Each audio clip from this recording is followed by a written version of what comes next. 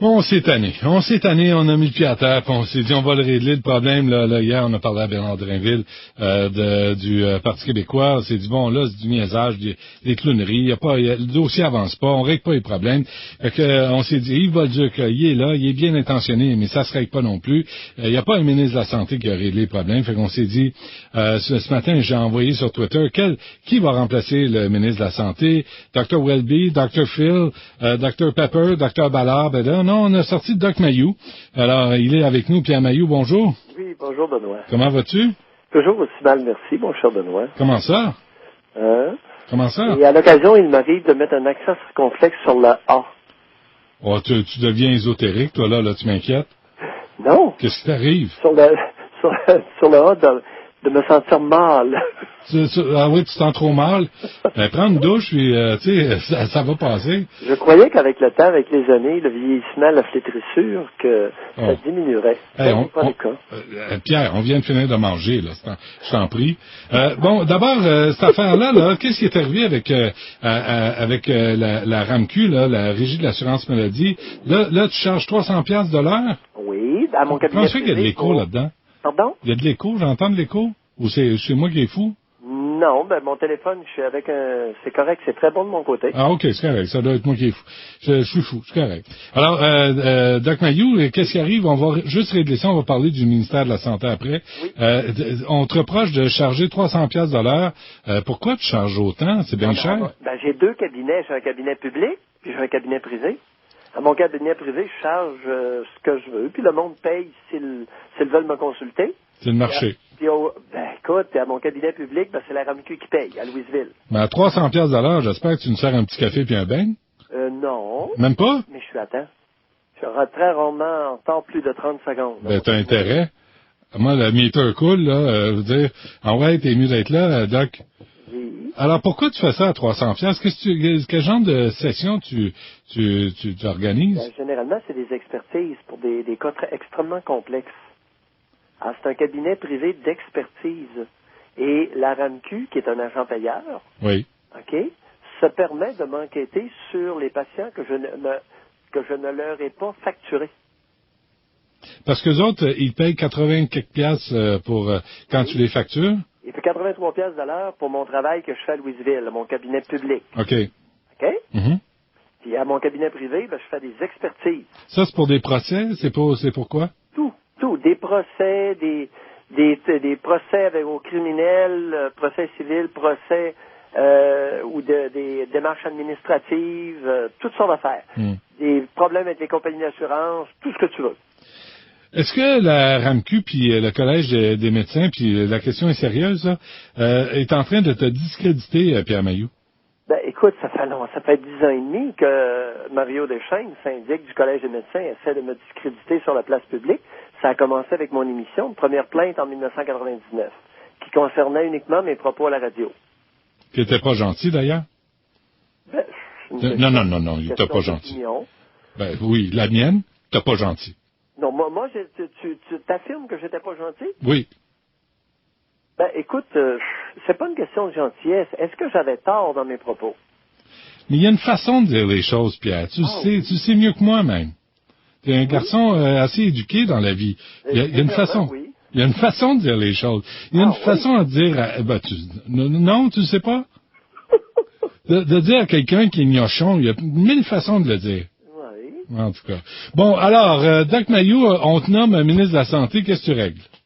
Bon, j'aimerais te faire part de mon expérience personnelle.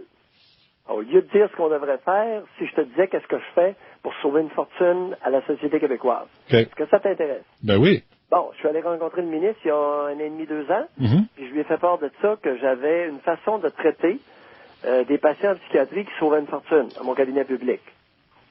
Alors, premièrement, je vais commencer par te dire que, et le ministre m'a répondu que ça ne l'intéressait pas bien gros. OK. Il n'y avait pas de temps à perdre avec ça. Okay. C'est correct. Pas pires années. Alors? Je rencontrais son cabinet.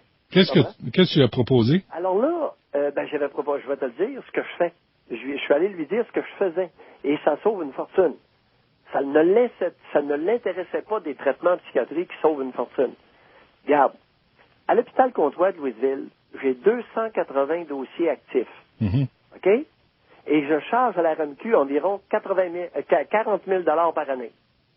40 000 par année pour m'occuper de 280 dossiers actifs de psychiatrie, dont beaucoup des très gros cas, les pires cas, les cas les plus atteints de schizophrénie. Tu me suis? Oui. OK? Alors, tout de suite là, ça devrait en faire sourciller quelques-uns. Alors qu'à Montréal, pour 280 dossiers, la plupart des psychiatres vont charger 180, 200, 250 000 par année. Ben, moi, je trouve que 40 000, c'est pas beaucoup. Comment tu fais tes frais? L'efficacité, ben non. Comment je fais mes frais? Ça me coûte rien. C'est à l'hôpital Comtois de Louisville. J'ai pas de frais. Alors, je travaille avec une infirmière. C'est un guichet unique pour tout un comté. Correct? Oui. Alors, je suis le seul psychiatre pour le comté de Masquinongé. OK. Alors, comment j'arrive à m'occuper de 280 patients, la plupart lourdement atteints, pour aussi peu que 40 000 par année? Il y a un mot, efficacité. En 2004, on a démontré que Mayou, dans les 3 années précédentes, avait diminué son taux de réadmission en psychiatrie pour ses patients. L'investigatrice, que je ne connaissais pas, c'était une étude au hasard, m'a dit que c'était la seule place dans la province où il avait constaté une diminution des admissions en psychiatrie. Partout ailleurs, c'était en augmentation. Parce que tu les soignes et tu les sors du réseau? Il n'y a jamais personne qui m'a demandé comment je faisais, en quel honneur, que à notre clinique externe, l'infirmière et moi à Louisville, on avait une diminution d'admission en psychiatrie, alors que partout ailleurs dans la province, ça augmentait. Alors, t'attends, je te pose la question? Ben, écoute, Vas-y. J'ai une façon de traiter la schizophrénie, les cas lourdement atteints, principalement avec des antipsychotiques longue action intramusculaire. Deuxièmement, on en prend bien soin. Troisièmement, on n'a pas de liste d'attente. Je suis probablement le seul psychiatre dans la province qui opère une clinique où il n'y a pas de liste d'attente. Est-ce que c'est parce que tu es en région ou parce que tu travailles autrement? Non, ça n'a rien à voir avec la région. Ben, s'il y a moins de monde, il y a moins d'attente. Un comté complet pour un guichet unique? Une seule clinique externe pour tout un comté? Oui. 280 patients lourdement atteints? Pas beaucoup de psychiatres qui ont ça n'importe où, là, ça n'a rien à voir. C'est que j'essaie d'être efficace. Comprends-tu? L'infirmière et moi, nous avons développé une amélioration sur l'efficacité. Pourquoi je te parle de ça? Quelle est la maladie au Canada qui occupe le plus de lits dans les hôpitaux? Je sais pas, la vieillesse? La schizophrénie. Ah oui? T'es sérieux? Plus que les maladies cardiaques, plus que tout le reste. Dis-moi pas que je vais vous apprendre quelque chose de capital. Quelle est la maladie qui occupe le plus de lits dans notre pays? La schizophrénie. Qu'est-ce que Mayou traite en externe de façon extrêmement efficace et empêche les réadmissions en psychiatrie dans les hôpitaux? La schizophrénie. 1. Deuxièmement, t'étais pas loin, mon Benoît. Tu as mentionné la vieillesse. Mayou a développé un traitement extrêmement efficace et très peu dispendieux concernant toutes les démences, athérosclérotiques, Alzheimer et autres. Il utilise un médicament qui s'appelle le Trilafon. C'est un antipsychotique découvert en 1964. Aussi bon n'importe quand que le Zyprexa et le Risperdal, qui est utilisé dans les démences, mais qui coûte 16 sous du comprimé au lieu de 2,40 $. Tu commences-tu à me voir venir? Alors là, tu coupes dans l'assurance médicaments. Ça coûte moins cher, là. Ouais. Les lits de la schizophrénie, Pierre Mayou, est-ce que ce sont des lits qui sont liés d'une façon ou d'une autre aux lits des urgences puis aux lits des hôpitaux? C'est bien sûr. Comment ça? Alors là, schizophrénie et maladie démentielle, si on prend soin à la Mayou de ces cas-là, Benoît, tu viens de soulager les urgences, ça n'a pas de bon sens. Troisièmement, ressources d'accueil à Trois-Rivières. Il y a un individu qui a une ressource d'accueil et c'est géré par les services sociaux. Ça n'a pas de bon sens. L'inefficacité de cette organisation-là. C'est du véritable chien dent. La bureaucratie des services sociaux? C'est épouvantable. Ah oui? C'est épouvantable. Par exemple, concrètement, sont laissés aux services sociaux.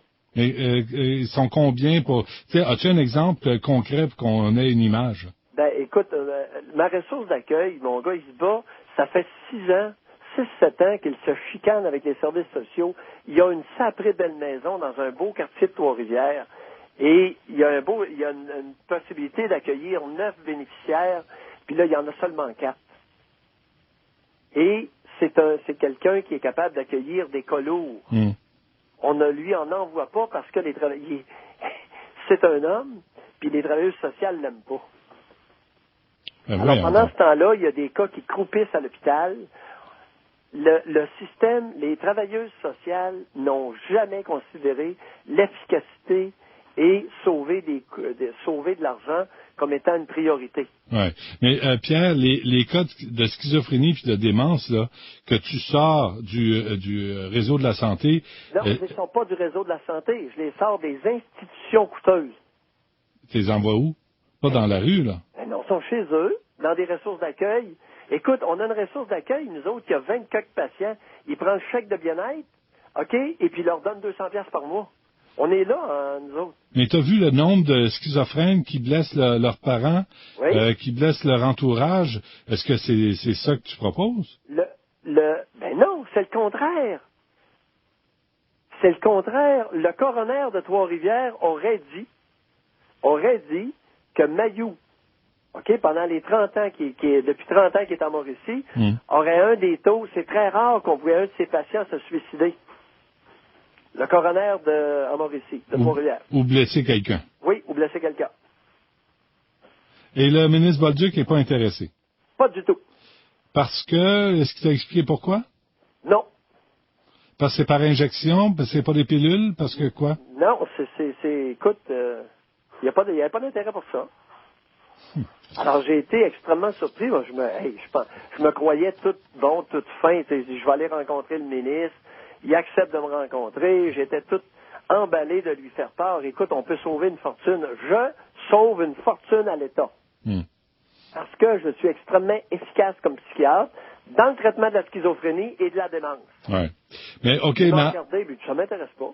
OK, il nous reste 2 minutes, Pierre Mayou, là. Ça, c'est correct, ton exemple, là, pour dégager les urgences puis les lits. À part ça, comme psychiatre, le système de santé, qu'est-ce que tu fais pour l'améliorer? Création urgente du système privé en parallèle.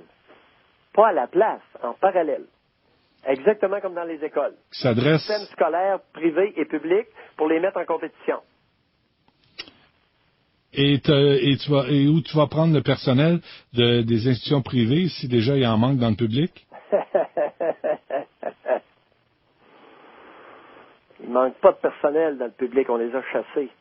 Ben, Quand tu voudras des réponses à ces questions-là, rappelle-moi, m'a tout te raconter comment on a chassé les infirmières du réseau public. Bon, ben, la suite demain? T'as peu. La réponse, une première réponse, 40% des infirmières, je crois, sauf erreur, là, n'ont même pas un poste permanent. Ouais, c'est ce qu'on me dit aussi. Tu comprends? Ouais. Hey, écoute-moi bien. Ils les ont assez fait chier que cette profession-là a été désertée. Et quand je te dis qu'ils ont fait chier, là, c'est pas à peu près. Pas, des infirmières 15 ans avec des TPO. C'est quoi des TPO? Temps partiel occasionnel. Ah ouais. J'ai vu des infirmières 8 ans, 12 ans, temps partiel occasionnel. La gestion du